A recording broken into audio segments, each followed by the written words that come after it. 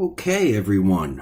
I wanted to introduce myself to you. My name is James Schreiber, and I have been in the talent acquisition recruiting industry since 1991.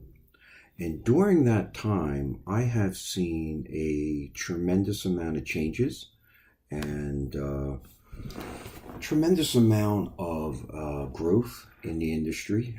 I've also seen technological changes that really can make it a little difficult for people to feel as if their candidacy is being looked at in a one-on-one, more professional way.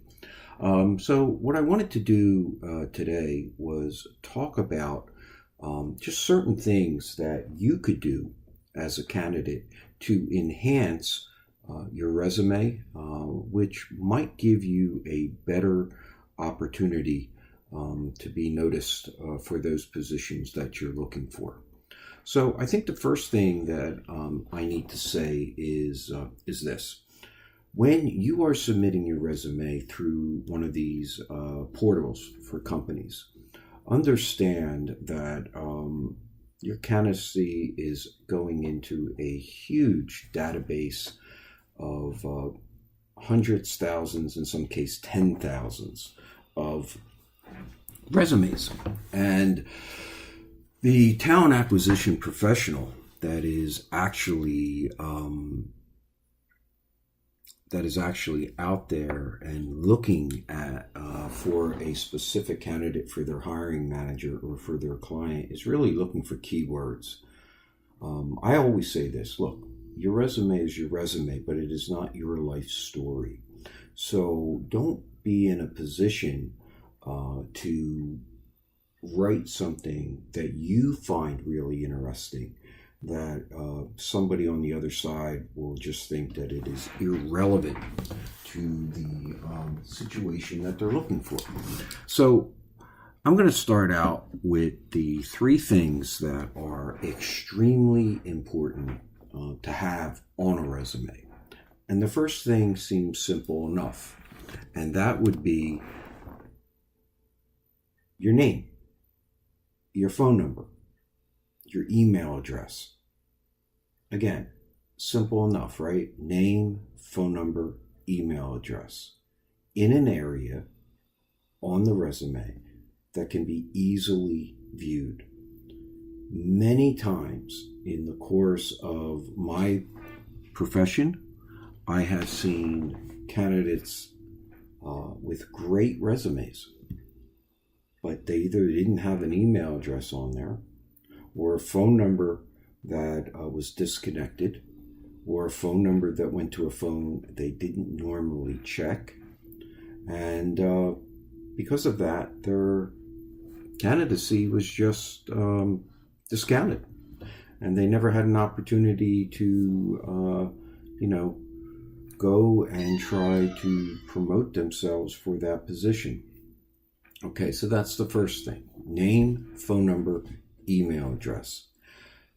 A side note with the email address. This is important.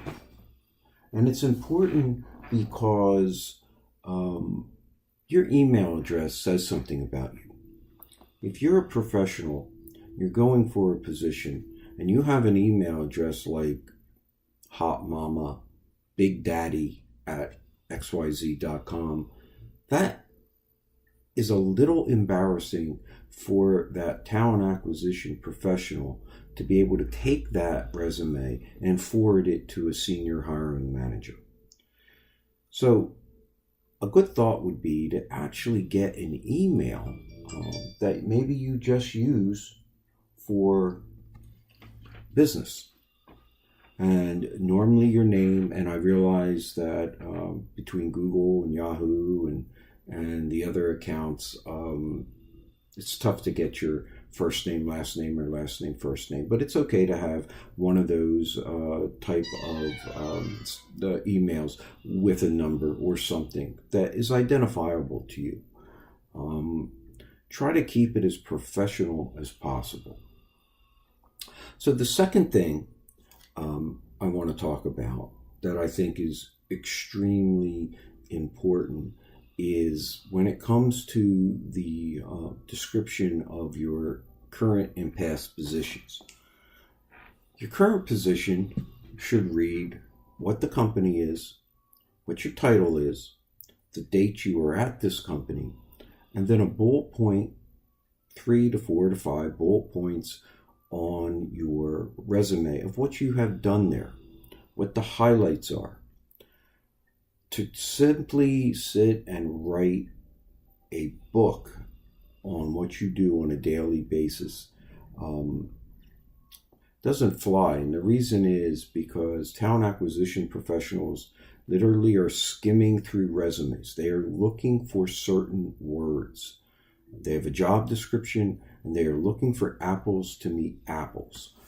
They do not have time to pick through the barrel of fruit looking for that apple. So make it precise, make it informational, but make it to a point where if you were to show your resume to your significant other, your children, your neighbor, and say, can you quickly just give me a synopsis of what I've been doing at this company? And they have an understanding. They're not just reading back words, but they're also not taking 20 minutes to explain what you're doing at this company. So that's the second thing as well. The third thing I'd like to talk about is, and this is important,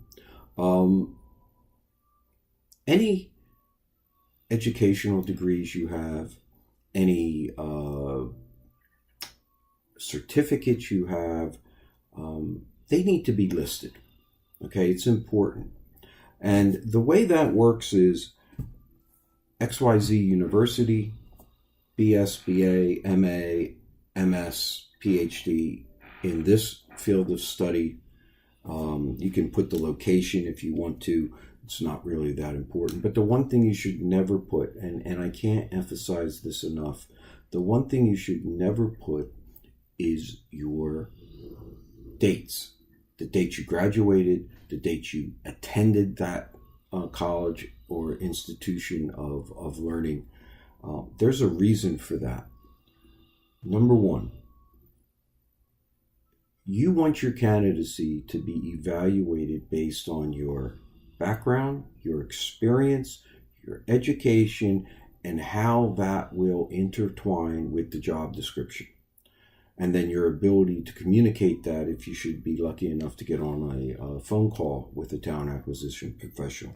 You do not want to have any situation where, for whatever reason, your candidacy could be prejudiced or it could be seen by a talent acquisition professional as there could be a prejudice of any sort regarding this candidacy. So by putting dates down, somebody graduated in 1975, let's be honest, people can sit there and they do and say, well, 75 means this person was 21, 22 when they graduated, and do the math. You never want that to happen. And I can tell you that the overwhelmingly vast majority of talent acquisition professionals never want to be put in that position where somebody would say, well, maybe it was another factor other than my ability to do the position based on my skill set and background, why I didn't move forward. Here's the thing. All companies, I should say most companies, vast majority of most companies, use a third-party pre-employment background check firm to do your background checks. And one of those is your educational background. If you claim you have a degree from this institution, they will check it. The recruiter or the talent acquisition professional normally is not in that process. They get a email once the background check has been done, and it's either been all verified or they get a statement saying it hasn't been verified. There's an issue that needs to be addressed or simply couldn't be verified. So if you claim you have a degree, they're going to find out. But if you don't have a degree, simply state that. You can state that XYZ college or university studying this, and I was there for 2 years. Not the years itself, but 2 years. And then you can go on to explain why you might not have attained a degree. And you can be evaluated on that way. Dates for education should never be asked other than by a company doing a pre-employment background check. So at that point, you've been made an offer, you've accepted, and the offer is contingent on you passing the background check. So dates will not come into factor. You have been presented that offer based on your background, your skill set, and how the company believes you will be able to do the job that is open. So that's really important. And then the other thing I want to talk about, because I see this all the time as well, and that is the following. You have an MBA, you have a CPA, you have a PhD, you have an MS, you have a designation, and you don't put it in plain view. I see this a lot with people who are CPAs. You almost have to read through 2 pages of information, get down to the educational and certificates, and maybe it's there, or you assume, yes, this person has to have a CPA based on the position they're in now.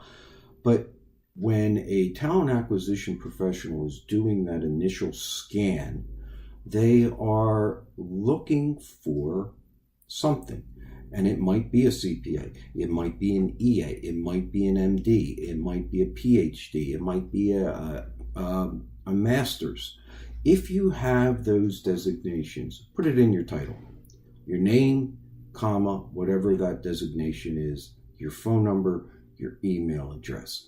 That will make it much more searchable for the talent acquisition professional, and it will enhance your ability to attract more open positions to your candidacy. So that's my hints for today. I hope this has been helpful. If you have any questions or you would like to find out more, both from a client side and a company side, you can subscribe to my channel on YouTube, which is Jim, Jim, Schreiber, Schreiber, CSP, and or you can email me, and my email is my name, which is Jim, Jim, at jimschreiber.com, Jim at JimSchreiber.com. And I'd be happy to answer or arrange another call to talk about your specific issues. I want to thank everybody. And if you have any questions or would like to find out more about my business and how we might be able to help you both from a candidate side or a company side, the website is www.grtas.net, www.grtas.net.